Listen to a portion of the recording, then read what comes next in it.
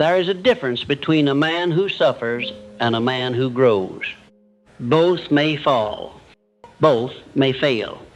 Both may be embarrassed by their own weakness. Both may discover that they were wrong, careless, blind, proud, soft, delayed, distracted, and unprepared. But the dividing line is this. One man defends himself, and the other corrects himself. One spends his energy explaining. The other spends his energy adjusting. One keeps his pride and loses his future. The other wounds his pride and gains his life back. That is why the man who corrects himself rises above all others. Not because he never errs, but because he refuses to let error become his residence. Most men do not remain low because they lack talent. They remain low because they protect themselves from the medicine that would heal them. They hate correction. They hate being shown where they are weak. They hate seeing the crack in the wall they have been calling strength. They hate the feeling of being exposed. So they cover. They delay. They deny. They blame. They compare. They excuse.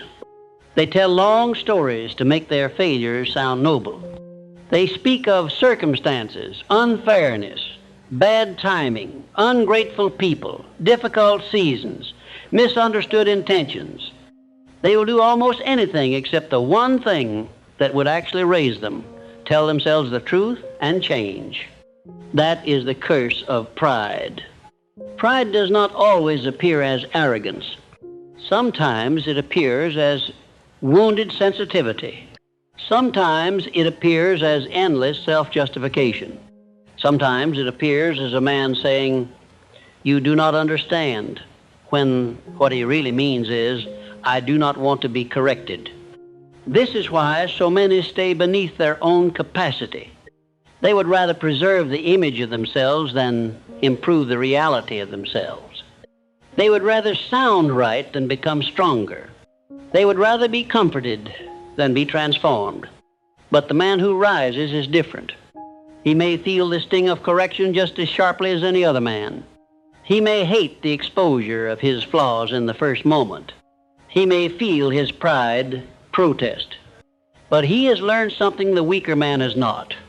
The pain of correction is lighter than the pain of repeated failure. The wound to vanity is cheaper than the ruin of a wasted life. So he chooses the better pain. He chooses the pain that builds. That is the beginning of ascent. A man begins rising the moment he stops asking, "How do I protect my pride?" and starts asking, "What must be corrected?" That question is one of the most powerful questions in the world because it puts growth above self-image. It says, "I do not care if the truth embarrasses me. I care whether the truth can strengthen me." It says, "I would rather become more than appear flawless." And once a man adopts that posture, everything in his life begins changing. His mistakes stop being verdicts and become instruction. His weak habits stop being secrets and become targets. His repeated failures stop being mysteries and become maps. He becomes teachable. And a teachable man is dangerous because he improves faster than the proud man can even understand. You must understand that correction is the hidden engine of greatness, not inspiration, not praise, not a lucky break. Correction. Inspiration can begin a thing, but correction refines it. Praise can encourage a thing, but correction strengthens it. Luck may open a door, but correction is what teaches a man how to stand in the room without embarrassing himself once he enters. This is why those who truly excel are not usually the ones who are least wrong.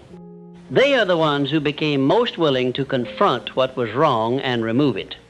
Look at the average life. A man makes the same mistake for years. He starts late. He speaks too quickly. He spends carelessly. He takes offense too easily. He delays what matters. He works hard at low-value things and avoids the one task that could truly change his life. He lets small comforts rob him of large futures. He reacts emotionally, then apologizes, then repeats it. He sees the pattern. Others see the pattern. Life certainly sees the pattern. Yet the pattern remains. Why? Not because the man is incapable of change, because he is more loyal to familiarity than to correction. He would rather live with a known weakness than submit to the discipline required to remove it. That is the true prison. Not ignorance, but tolerated error. And tolerated error grows expensive. At first the cost is small. A little delay, a little disorder, a little pride, a little excuse, a little waste. But repetition gives all little things power. Repeated error becomes habit. Habit becomes identity. Identity becomes destiny.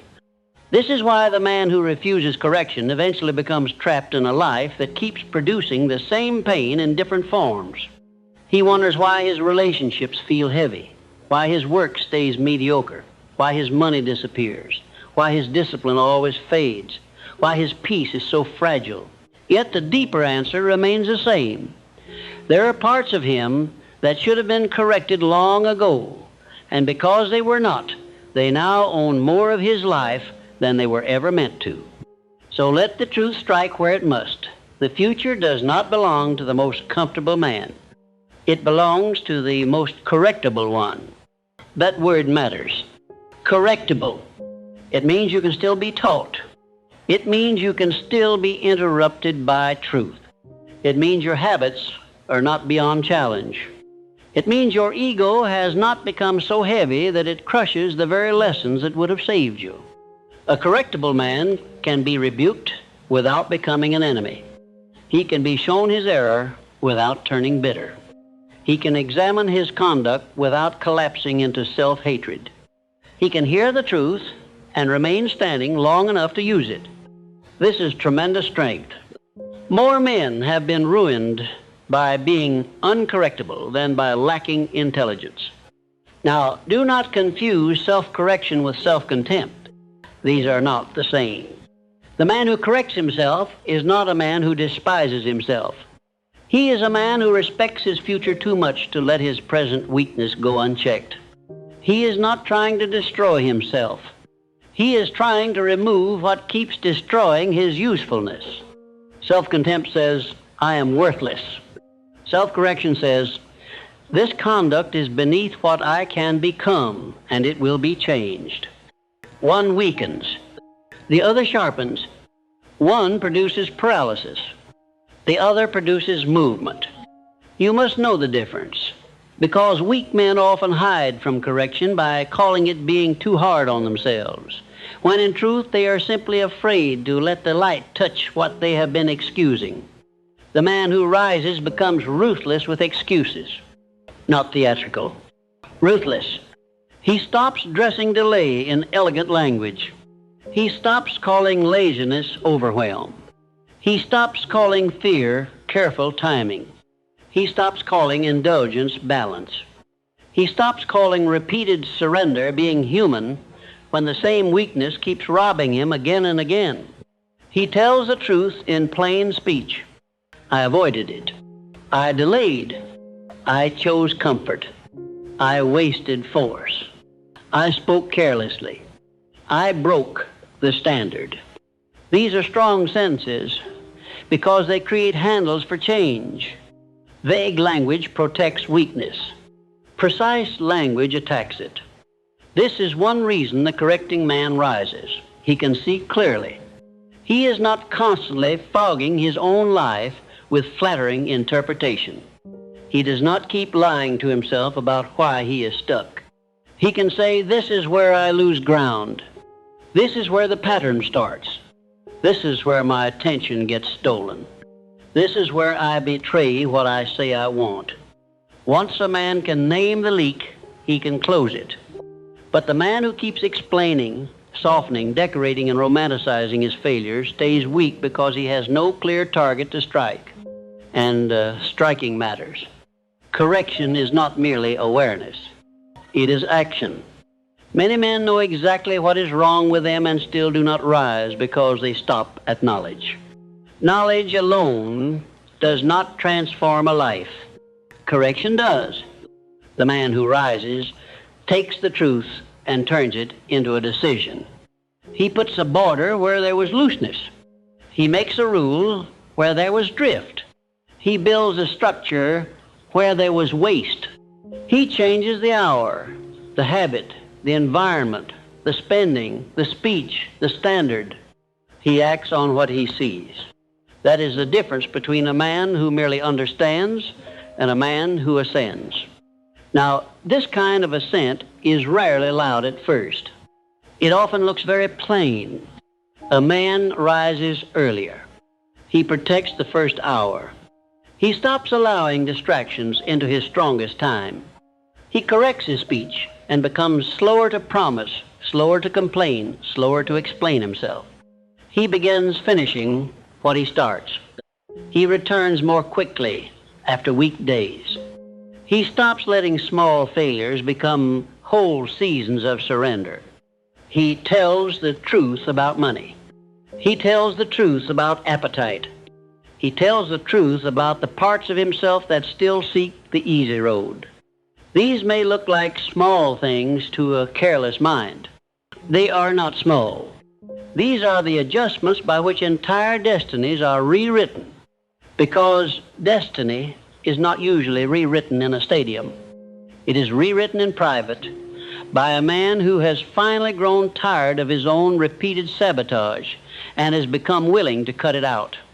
It is rewritten when a man stops letting comfort make policy. It is rewritten when he stops resenting discipline and starts respecting the freedom discipline buys him. It is rewritten when he stops demanding that change flatter him and starts accepting that change will often humiliate the weaker parts of him before it strengthens the greater ones. This is the law. Everything worthwhile in a man tends to cost him some pride before it gives him some power. That is why humility is not weakness. It is strategic strength. Humility lets truth in. Humility lets instruction work. Humility allows a man to lose an argument with himself and gain a future. Pride wins arguments and loses years. Humility loses face and gains force. Which of those is wiser? The answer is obvious to any man who has suffered long enough from his own repeated mistakes. Pride is expensive. It demands that you keep defending what should have been corrected.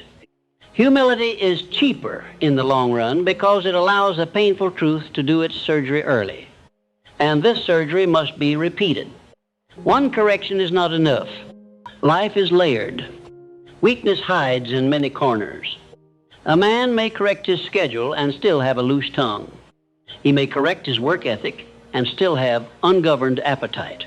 He may correct his spending and still be emotionally unstable. So the correcting man does not imagine he has arrived after one victory. He becomes a student of refinement. He asks again and again, what next must be cleaned up? What still makes me weak? What still wastes force? This is not obsession. It is intelligence stewardship. He is no longer content merely to have potential. He wants function. He wants reliability. He wants a life that does not keep collapsing in the same places. Now, because he asks these questions, his growth compounds. One correction improves the next day. 10 corrections begin changing a month. A year of repeated self-correction can produce a man almost unrecognizable from the one who kept defending his weaknesses. This is why the correcting man rises above all others. While others are busy preserving image, he is gaining actual substance. While others are explaining why things are hard, he is removing what makes them harder than they need to be. While others are offended by truth, he is using truth like a weapon. While others repeat patterns, he is interrupting them. Over time, this difference becomes enormous. The world eventually trusts the man who corrects himself because he becomes less dangerous to what is placed in his hands. He becomes steadier, more exact, more governable by principle, less ruled by mood, less likely to turn pressure into panic, less likely to repeat the same expensive mistake. That makes him valuable. Valuable people rise, not because life is always fair, but because usefulness creates room. And now the challenge must come directly to you. What are you still protecting that should have been corrected? What pattern still survives because you keep explaining it instead of cutting it down? Where are you still soft while talking like a serious man? What weakness still receives excuses from you?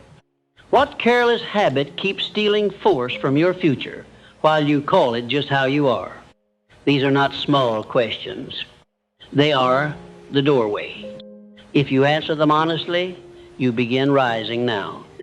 If you keep avoiding them, you will remain a prisoner of patterns you are intelligent enough to recognize and still too proud to remove. The man who rises above all others is not the man who starts above them. He is the man who becomes less tolerant of his own error than of his own wounded pride. He is the man who would rather be corrected than repeated.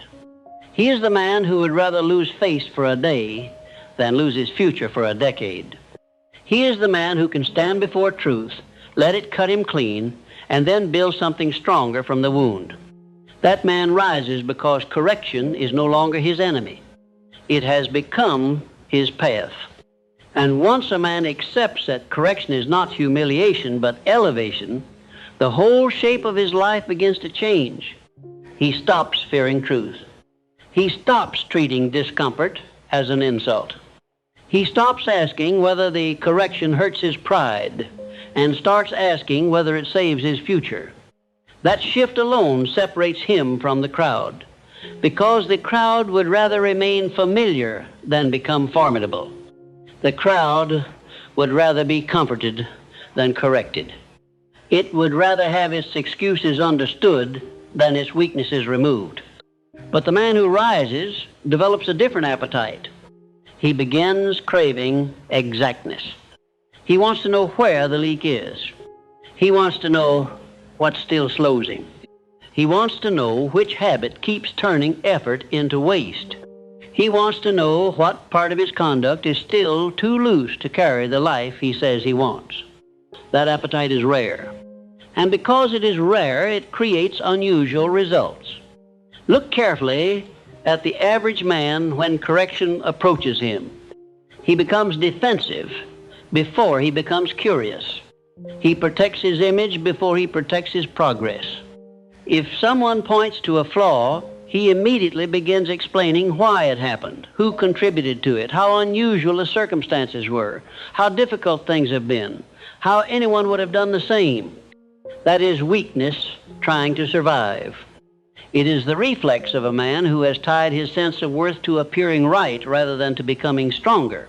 A man like that may still speak of growth, but he has made himself inaccessible to the very tool growth requires. He cannot rise far because he cannot remain teachable under pressure. The man who corrects himself does something far wiser. He pauses. He looks. He asks, "Is there truth here?" That question is powerful. It does not collapse into shame, and it does not escape into excuse. It simply opens the door to reality. And reality, however sharp, is always more useful than illusion. Illusion flatters you today and weakens you tomorrow. Reality may wound pride today, but it gives you a chance to build something durable tomorrow. So the correcting man becomes a friend of reality, even when reality arrives carrying unpleasant news. This is why he advances faster than others. He wastes less time in denial.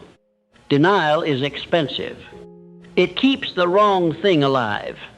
It makes a man pour energy into protecting what should have been killed. It forces him to keep spending tomorrow's strength on yesterday's uncorrected mistake. That is one of the hidden reasons many people feel tired all the time. It is not only work that burdens them, it is the drag of the same unresolved weaknesses traveling with them from day to day. The same disorder, the same late start, the same careless spending, the same broken promises, the same emotional overreaction, the same soft standard, the same drifting attention. And because these things remain alive, they tax every effort the man makes to move forward. Correction removes drag. That is why it creates speed, not the loud speed of panic. The clean speed of a life with fewer leaks. A man who corrects himself well often appears calmer than others, yet he moves farther. This confuses people. They think calm means slow. Not so. Haste is often the mark of a disordered life, trying to outrun its own carelessness. Calm, ordered correction is what allows a man to preserve force. He no longer keeps tripping over the same stones because he finally moved the stones.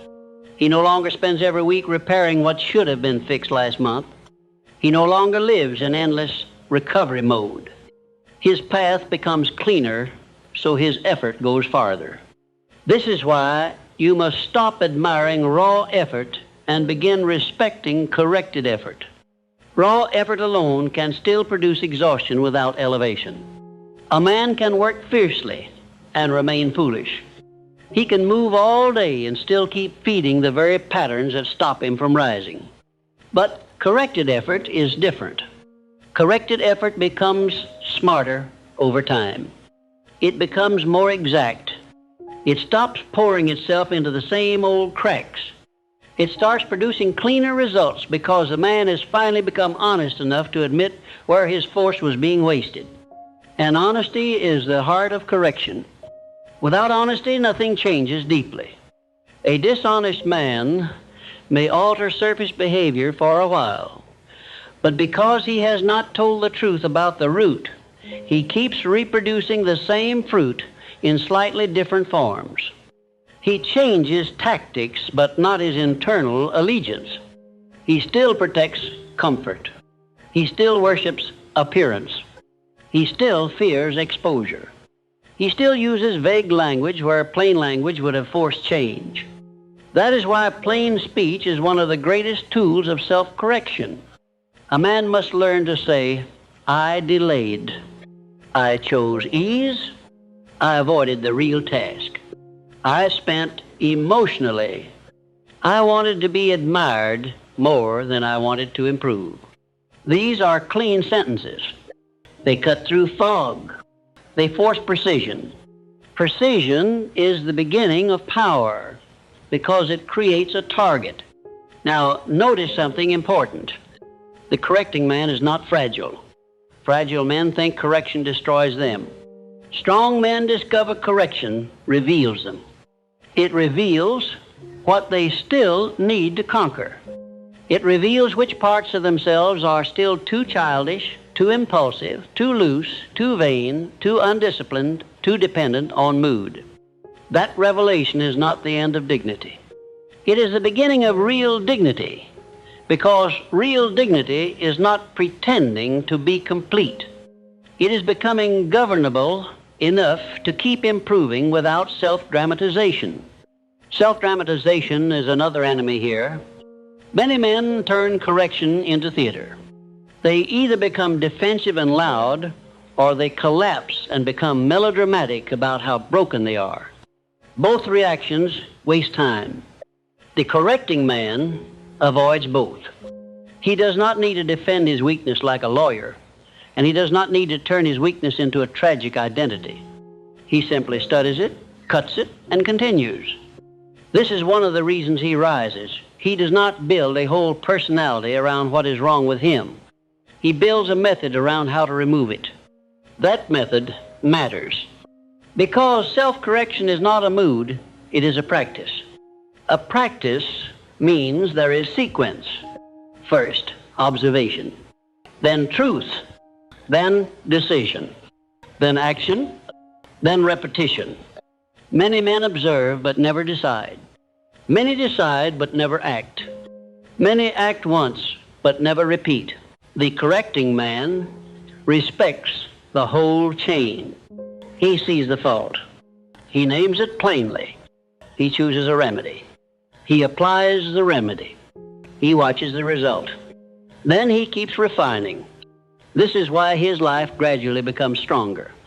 Not because he has one grand revelation, but because he keeps performing intelligent maintenance on his own character. Character needs maintenance. This is one of the plain truths most people ignore. They think if they once learned the lesson, the weakness is gone forever. Not so. Many weaknesses must be watched even after they are exposed. Pride returns. Delay returns. Appetite returns. Disorder returns. Old patterns often linger at the edge of the life, waiting for a season of looseness to come back in. That is why the correcting man does not merely fix and forget. He fixes and guards. He becomes a steward of his own weak points. He knows where he tends to drift. He knows where he lies to himself most easily. He knows where he can begin sounding noble while actually weakening. This awareness makes him safer. Safer for responsibility. Safer for trust. Safer for growth. And growth always seeks safety. Not safety from effort, but safety from self-sabotage. If a man is still too careless with himself, then more success may only enlarge his problems. More money in loose hands. More influence in a vain soul. More freedom in an undisciplined mind. More opportunity in a life with no order. These things do not bless a man, they expose him. That is why the man who corrects himself rises above others. He becomes safer for increase. He removes the habits that would have spoiled the very things he says he wants. He becomes less expensive to entrust with more. This is also why correction must extend into every room of life. Some men correct only where others can see. They fix the outer impression, but ignore the private disorder. That will not do. A man must correct his mornings, because late and loose beginnings teach the whole day to wobble. He must correct his money, because emotion and vanity can bankrupt a future long before poverty does. He must correct his speech, because careless words create unnecessary fires. He must correct his thought, because ungoverned thought becomes mood. Mood becomes action, and action becomes consequence. He must correct his standards, because a low standard in one hidden place often drags a whole life lower than it appears on the surface. And as he corrects these rooms, something powerful happens. He begins trusting himself more. That trust is not sentimental. It does not come from saying nice things in the mirror. It comes from observing a plain fact. I am no longer letting the same weakness rule me without challenge. I am no longer pretending not to know where I lose force. I am no longer abandoning myself to the same easy patterns. That matters. Self-trust grows when a man sees that truth can enter his life and actually produce change. It weakens when truth keeps entering and being ignored. So if you want to know why some men remain internally thin even after many years, look here. They heard the truth often, but they kept refusing surgery. They wanted comfort around the wound, not removal of the wound. They kept asking life to bless habits that were quietly cursing them. And because life does not honor that request for long, they remain trapped in repetition. Repetition is merciless when it is left uncorrected. It will turn a small flaw into a dominant habit, a habit into an atmosphere, and an atmosphere into a prison. That is why the correcting man acts early. He does not wait for the weakness to become expensive enough that everyone can see it. He does not wait for humiliation to force seriousness. He becomes serious while the problem is still manageable. That is wisdom. Wisdom is not merely knowing what is right. It is correcting what is wrong before it grows large enough to own your future. Now, this does not mean the correcting man becomes joyless or harsh in spirit. Quite the opposite. He often becomes lighter because he is no longer carrying so much avoidable drag. He becomes calmer because the same repeated mistakes no longer keep ambushing him. He becomes more focused because his strength is no longer leaking into the same old holes. He becomes more peaceful because self-respect has a cleaner place to live. There is great peace in knowing you are no longer protecting what should be changing. And this peace gives him presence. People feel it. They may not know what it is at first, but they sense a man who is less ruled by reaction, less in need of excuses, less desperate to appear flawless, less likely to repeat the obvious mistake once truth has shown it. Such a man becomes trustworthy. Trustworthy men rise because the world always needs men who can hold correction without breaking, who can improve without ceremony, who can carry responsibility without making every challenge personal drama. So if you would rise, do not merely ask what gift you have or what opportunity you need. Ask a harder question. Where are you still defending what should already have been corrected? Where are you still speaking broadly where plain speech would force change? Where are you still repeating the same loss, the same waste, the same delay, the same disorder, the same emotional pattern, and calling it mysterious? That is where your next ascent is waiting. Not in a new secret, in a more honest correction. The man who corrects himself rises above all others because he is no longer fighting reality. He is using it. He is no longer hiding from truth. He is applying it. He is no longer asking to be spared the sting. He has learned that the sting of truth is often the very thing that keeps him from the far heavier pain of remaining unchanged. And because he has learned that, he becomes one of the rare men whose future keeps widening, not because he was spared weakness, but because he stopped making weakness his excuse for not becoming more. And once a man has learned to stop defending his weakness, the next great lesson begins. Correction must become faster than collapse. This is where many men still lose years. They see the error, they feel the sting, they even admit the truth for a moment, but they do not move quickly enough to stop the damage from spreading. They delay the correction. They sit in it. They explain it. They feel ashamed of it. They revisit it in thought until the one mistake becomes a whole mood, and the mood becomes a whole day, and the day becomes a whole week of drift. That is unnecessary suffering.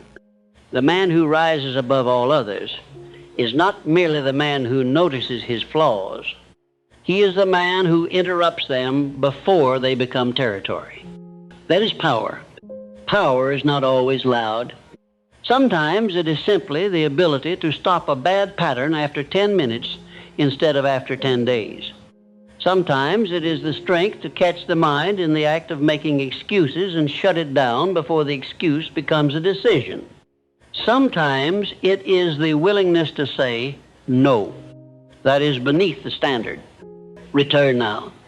This kind of quick correction is one of the most valuable habits a man can build, because life is often less damaged by the initial mistake than by the delay that follows it. The mistake wounds. Delay infects, and infected weakness grows far beyond what it needed to be. So you must train yourself not only to see error, but to answer it at once. This is difficult for men whose pride is still too fragile, because they would rather feel wounded than act swiftly. They would rather sit in self-disappointment than repair the breach. Why? Because self-disappointment can still flatter the ego. It makes a man feel morally serious without requiring practical change. He says, I know I failed. I feel terrible. I really must do better. Fine. But what did he correct? If the answer is nothing, then his sorrow was vanity dressed as depth. The correcting man does not kneel before his own mistakes. He uses them.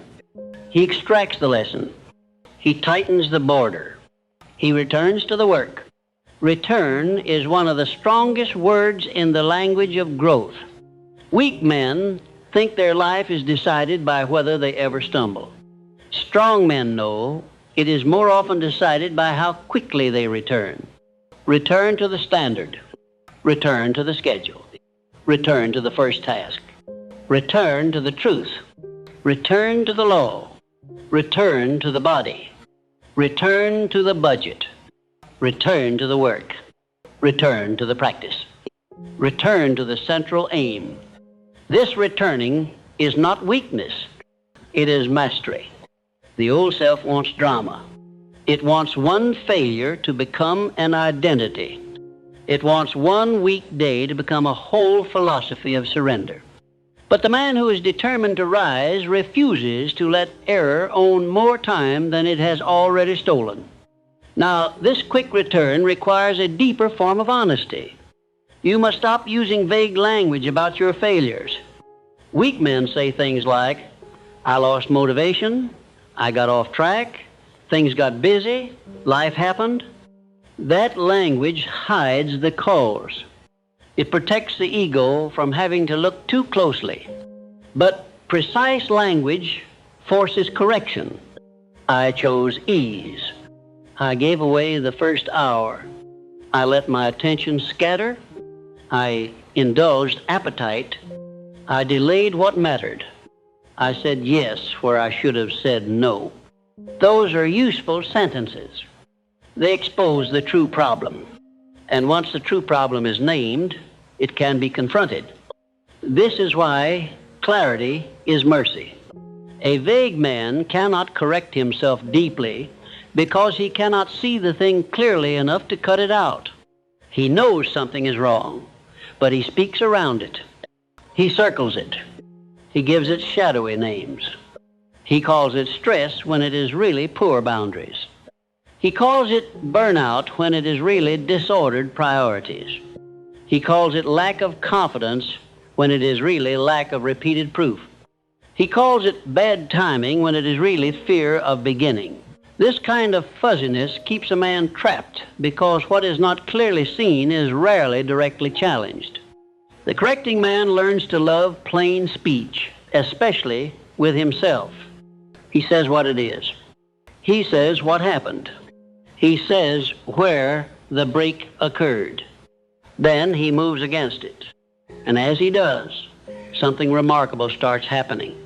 The time between awareness and correction becomes shorter. The old pattern does not get to enjoy such a long reign anymore. The man starts feeling drift sooner. He notices the first signs, the mind wandering, the task being avoided, the day slipping into small, meaningless activity, the conversation becoming too loose, the spending becoming emotional, the excuse beginning its little speech. Because he notices sooner, he can act sooner. This makes him stronger than the average man in ways the average man cannot even see. He is not more gifted. He is simply more interruptible by truth and more obedient to it.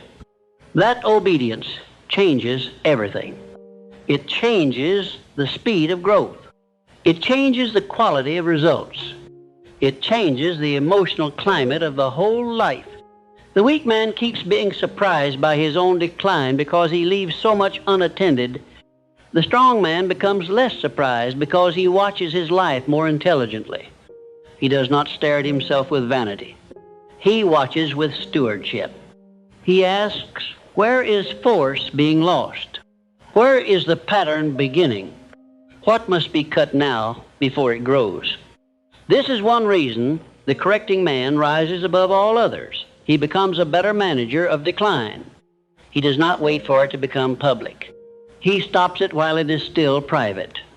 And that matters because all serious greatness is protected privately long before it is celebrated publicly. Many admire public strength while remaining careless in private places. They want to look disciplined. They want to sound exact. They want others to think of them as serious, powerful, exceptional. But the correcting man becomes less interested in appearing strong and more interested in removing what is still weak. This gives him an enormous advantage, because while others are spending energy on image, he is spending energy on surgery. They are arranging the surface. He is rebuilding the structure. In time, structure always overtakes surface. This is especially true in work. An uncorrected worker remains noisy and inconsistent. He may be energetic, but his effort keeps leaking. He repeats the same careless errors. He starts before thinking. He speaks before understanding. He handles low-value tasks with high passion and avoids the one difficult thing that would actually sharpen his position. Then he wonders why his output does not match his labor. The correcting worker behaves differently. He studies where his process breaks. He notices what steals his best thought. He watches how long it takes him to begin. He notices the hour when his attention is sharpest and stops giving that hour away to triviality.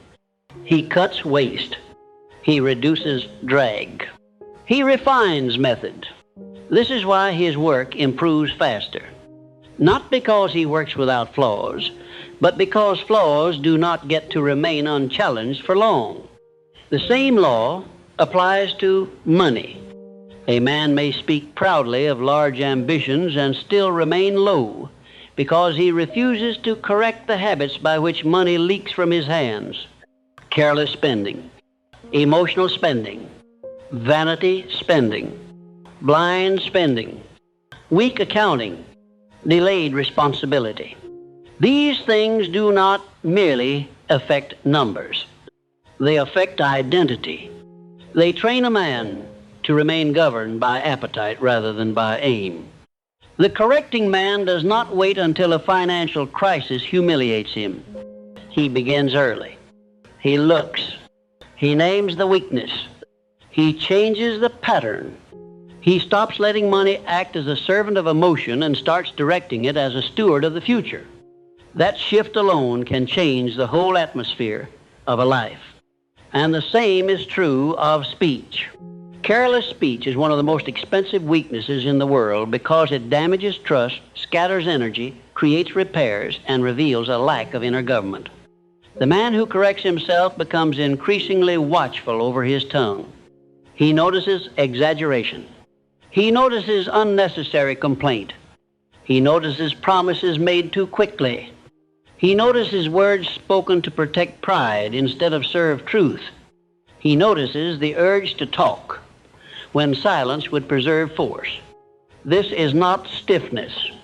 It is refinement. A man who refines speech refines thought. A man who refines thought refines action. A man who refines action changes results. Now we move to an even deeper field, emotional correction. Many men can correct their outer habits a little, yet remain slaves to their inward climate. They can wake earlier, work harder, and even save money, but they still let irritation take over the room, let resentment poison hours, let self-pity slow their steps, let fear dictate speech, let discouragement become a whole afternoon. This is still weakness, and it must be corrected if a man intends to rise above the average. Because the average man is not ruined only by visible mistakes. He is ruined by emotional indulgence that goes unchallenged. The correcting man learns not to trust every feeling. He does not despise feeling, but he no longer worships it. He asks, is this useful? Is this true? Does this deserve authority? What action should answer this? This is crucial because emotions unexamined become commands. Emotions examined become information. The weak man is dragged by emotion and then apologizes for the damage later. The stronger man feels emotion, names it, takes what truth it contains, and refuses to let it overrule the standard. That is one of the greatest signs of maturity in a serious life. This is also why correction demands courage. Not the courage of public performance, but the courage of inward exposure. The courage to admit, I am still too reactive here. My ego is still too soft here. I still want comfort more than growth in this corner. I still blame others where I should be correcting myself.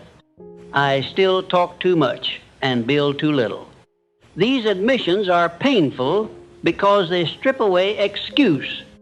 Good. Excuse is not a refuge. It is rot. Once excuse is removed, the life becomes cleaner. Harder for a moment, perhaps, but cleaner. And a clean life goes farther than a clever one. Now, because correction is so powerful, the man who truly practices it becomes less and less interested in blame. This is a profound shift. The crowd is fascinated by blame because blame relieves the ego. It says, the reason I remain low is outside me. The correcting man outgrows this addiction, not because others are always innocent, but because he finally understands a brutal and liberating truth. What I can correct is more useful to me than what I can complain about. That is maturity. It is the end of childish dependence on perfect circumstances. It is the birth of a builder's mind. A builder does not stand in a broken room reciting how it became broken. He repairs what can be repaired. He strengthens what can be strengthened. He clears what can be cleared. The correcting man lives this way. He does not deny injustice, pain, difficulty, or disappointment. He simply refuses to make them the ruling explanation for his entire future. He knows that if there is anything in himself that can be made stronger, truer, cleaner, steadier, more disciplined, more exact, then that is where his next rise lives. Not in argument, in correction. This is why correction creates speed, dignity, trust, and force all at once. It creates speed because it removes repeated waste. It creates dignity because a man is no longer pretending before himself. It creates trust because others begin seeing that he does not cling to his errors out of vanity.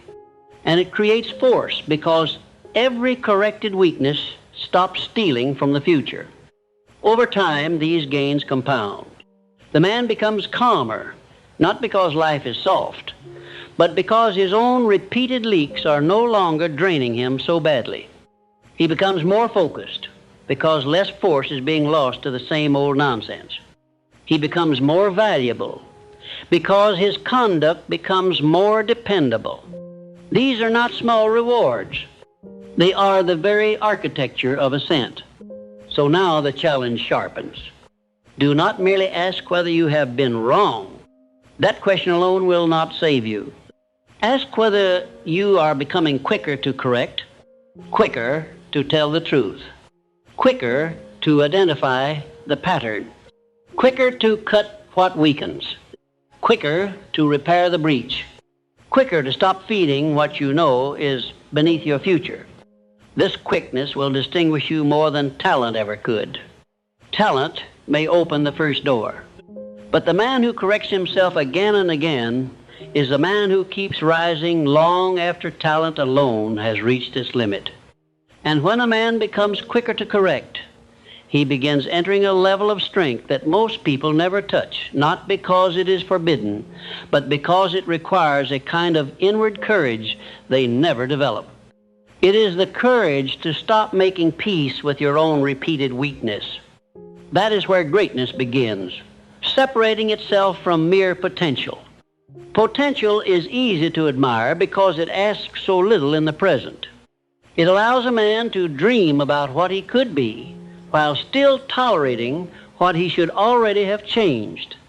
But the correcting man loses his appetite for that game. He no longer finds comfort in knowing he could be more. He wants proof that he is becoming more.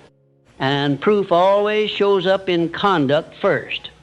This is where the lazy mind becomes dangerous, not because it always wants open idleness, but because it constantly argues for delay in respectable language. It says, "You have had a hard week." It says, "You need more time to think." It says, "Tomorrow will be better." It says, "This is not the right moment." It says, "You should not be so severe." These phrases sound harmless, and sometimes one of them may even contain a grain of truth. But the correcting man has learned something vital. One grain of truth can still be used to carry a bag of lies. That is why he no longer listens only to the tone of a thought. He examines where it leads. Does it lead toward greater order, greater clarity, greater discipline, greater truth? Or does it lead toward drift, softness, postponement, and a return to the familiar mediocrity he claims to hate? This is where self-correction becomes more than a habit. It becomes discernment. Discernment is the ability to tell the difference between what feels good and what is good, between what flatters the ego and what strengthens the life, between what relieves present discomfort and what removes future weakness. Without discernment, a man can become very active and still remain deeply foolish. He may work hard in the wrong direction. He may defend what should be surrendered. He may soften where he needs hardness and become hard where he needs humility. Discernment saves him from these confusions. It trains him to ask, what is the real issue here? What am I avoiding? What am I protecting? What would correction require? Those questions cut through fog, and fog is the ally of weak habits. Most men do not keep bad patterns because they love suffering. They keep them because they have not become honest enough to look beneath the surface of their own behavior. A man says he is tired, but perhaps he is undisciplined in rest. He says he is discouraged, but perhaps he is measuring himself by the wrong standards. He says he is overwhelmed, but perhaps he has never learned to rank his duties. He says he is stuck, but perhaps he keeps refusing the one correction that would begin moving everything again. This is why the correcting man rises. He does not stop at appearances. He searches for roots. He knows that pruning leaves may improve the look for a day, but only attacking the root changes the tree. So now correction must become more exact, more surgical, more honest. You must stop asking only, what did I do wrong? And start asking, what weakness in me produced this again? That question takes you deeper. It keeps you from playing with symptoms while disease remains untouched. For example, if you keep starting late, the issue may not be laziness in the simplest sense. It may be that you have never taught yourself to honor the first hour as sacred. If you keep speaking too quickly and regretting it later, the issue may not be bad communication. It may be vanity, insecurity, or the need to control how you are perceived. If you keep spending badly, the issue may not be arithmetic. It may be emotional hunger, status appetite, or lack of vision. When the root is named, the correction becomes stronger. Now you are no longer wrestling the branches. You are going underground where the real fight lives. And that underground fight is where men are made. Not in the room where they are praised. Not in the hour where everyone can see their discipline. In the hidden place where motive is examined. In the inward chamber where a man asks, why do I keep this weakness alive? That question is severe. Good. Severity is often what mercy looks like when it is trying to save a life from decline. Weak men avoid severe questions because severe questions corner the ego. Strong men welcome them because severe questions expose what must be cut away if greatness is to have any room to breathe. Now, once the root begins getting named, the next test appears. Can you actually remove what you have identified? This is where many stall. They become excellent analysts of themselves, but poor surgeons. They can describe their weakness beautifully. They can explain their patterns with sophistication. They can even impress others with how self-aware they are. Yet their life remains largely unchanged because awareness has not become action. This is one of the most subtle forms of self-deception in the world. A man begins to take pride in seeing his flaw while still feeding it. He enjoys the intelligence of diagnosis while avoiding the pain of amputation. But correction without decisive action is only refined stagnation. So the correcting man must become ruthless in execution. Once the weakness is named, something practical must change. A border must be built. A schedule must be altered. A pattern must be interrupted. A habit must be cut off. A phrase must no longer be spoken. An environment must be adjusted. A standard must be raised. Something concrete must happen because life is not changed by insight alone. It is changed when insight becomes law. And law is visible. Law has consequences. Law says this no longer gets through. This no longer gets a vote. This no longer sits in the seat of authority. This is the new order. That is why self-correction is inseparable from self-government. You cannot keep correcting yourself deeply if your life remains run by mood and impulse. Government requires order, and order requires repeated obedience to chosen principles. The man who rises above others has learned to place certain things beyond daily debate. The first hour belongs to what matters. The central task is touched before trivialities. Money is not spent emotionally. Weak speech is cut short. Excuses are interrupted. Delay is not decorated. The body is not allowed to become an enemy to the future. These are not random rules. They are the visible shape of inward correction. And because of this, his life starts gaining a quality most people hunger for but rarely understand. Clean momentum. Clean momentum is different from frantic activity. Frantic activity is noisy, reactive, and exhausting. Clean momentum comes from fewer leaks, clearer standards, and quicker correction. It feels steadier, more grounded, more intelligent. The man is no longer constantly recovering from the same old mistakes. He is no longer spending so much force repairing what should have been prevented. He has fewer emotional fires to put out because he learned to stop dropping sparks. This is why his rise begins looking effortless to the casual observer. But it is not effortless. It is simply less wasteful. That is what self-correction does. It makes effort count. A great many men are trying hard at life, but too much of their effort is being swallowed by patterns they never truly confronted. They keep running with weights attached to their ankles and then wonder why others move more smoothly. The correcting man cuts the weights off.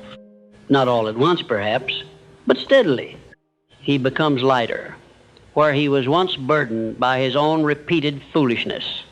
He becomes freer, where he was once chained by habit. He becomes calmer, where he was once crowded by unfinished lessons. That freedom is one of the great rewards of humility. The humble man is easier to free because he is easier to correct. And this brings us to a deeper truth. Self-correction builds authority, not the authority of title, the authority of weight. The kind of authority that makes a man's word stronger because his life is becoming harder to accuse. A man who constantly excuses himself has weak authority, even if he speaks loudly.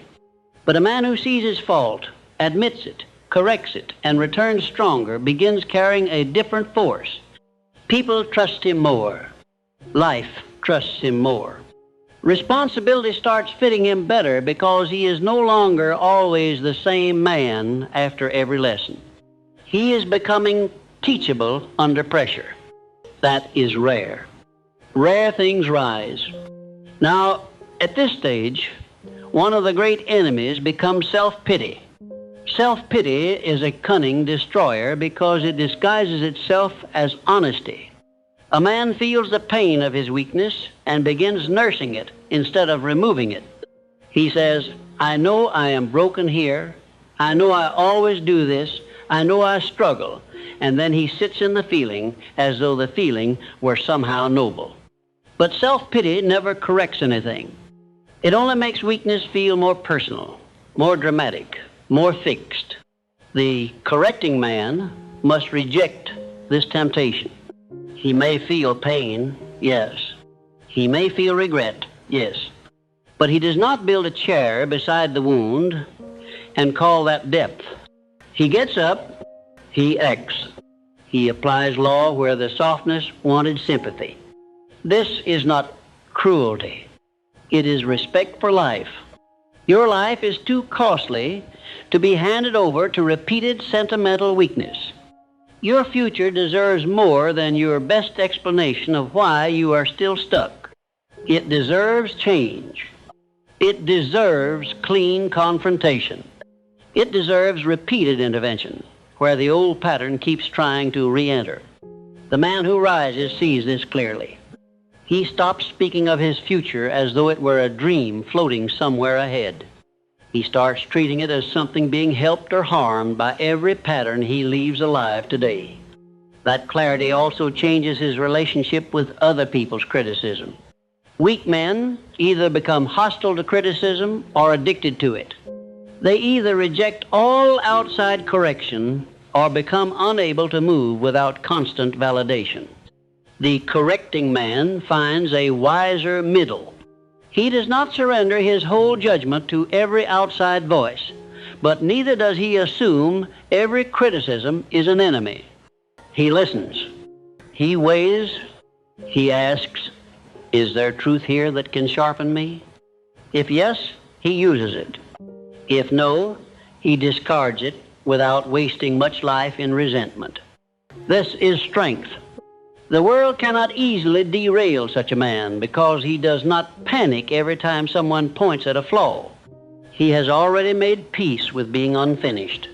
His loyalty is not to appearing complete. It is to becoming stronger. That loyalty keeps him moving upward while others remain frozen in self-protection. And over time, the difference becomes striking. The one who corrected himself early is now calmer, steadier, more exact, more useful, more trusted, more capable of carrying complex things without unnecessary drama. The one who kept defending himself is still clever, perhaps, still full of explanation, still talented in places, but surrounded by the same repeated consequences. Same financial leaks, same relational tension, same unfinished projects, same late starts, same emotional reactions, same struggle to trust himself, same quiet misery of knowing he is old enough to see the pattern and still too proud to remove it. Do not become that man. Become the man who lets truth wound him cleanly and then uses the wound as a doorway to greater force. Become the man who values correction more than comfort, precision more than excuse, surgery more than sympathy. Become the man who is faster to adjust than to defend. Because once you become that man, you are no longer trapped by your mistakes. Your mistakes become your servants. They become the material by which a stronger life is built. And that is why the man who corrects himself keeps rising, because every fault, once faced honestly, becomes one less chain around the future and one more proof that he is no longer afraid of the truth required to become powerful. And this is where the whole lesson comes to its rightful end. The man who corrects himself does not rise because he is perfect. He rises because he refuses to stay the same. He has learned the one discipline that keeps a life from hardening into mediocrity. He has learned how to let truth enter, cut, cleanse, and strengthen. While other men waste years protecting image, he protects progress. While other men keep explaining, he keeps adjusting. While other men nurse old weaknesses like familiar companions, he removes them one by one until his life becomes lighter, cleaner, sharper, and far more able to carry the weight of success. That is why self-correction is one of the greatest forms of power. It gives a man back his future. It stops him from becoming the prisoner of his own repeated mistakes. It teaches him that every flaw can become an instruction, every failure a lesson, every setback a point of refinement, provided he has the courage to stop defending what should be changed. That courage is rare, but it is exactly what makes a man uncommon. Talent may make him noticeable. Correction makes him formidable. So do not ask only whether you have dreams. Ask whether you are willing to remove what keeps betraying them. Do not ask only whether you want a better life. Ask whether you are willing to confront the habits that make the old life feel normal. Do not ask only whether you can rise. Ask whether you are willing to be corrected fast enough, deeply enough, and honestly enough to stop repeating what keeps you low. Those are the real questions. Those are the questions that separate the man who keeps talking about change from the man who becomes changed. And understand this, every time you correct yourself quickly, you shorten the distance between who you are and who you could become. Every time you tell yourself the plain truth instead of a comforting story, you recover force. Every time you cut off one more excuse, one more leak, one more weak habit, you clear a little more space for strength to take root. That is how a great life is built, not in one dramatic triumph, but through repeated acts of inward honesty followed by practical adjustment. So let this be your rule now. See clearly. Name plainly. Correct quickly. Continue steadily. Do not kneel before your own mistakes. Do not decorate your weakness with elegant explanations. Do not let pride make a home out of what truth has already exposed. Stand up. Adjust. Build again. That is what strong men do. That is what rising men do. And in the end, that is why the man who corrects himself rises above all others, because while the world is busy excusing itself, he is busy becoming more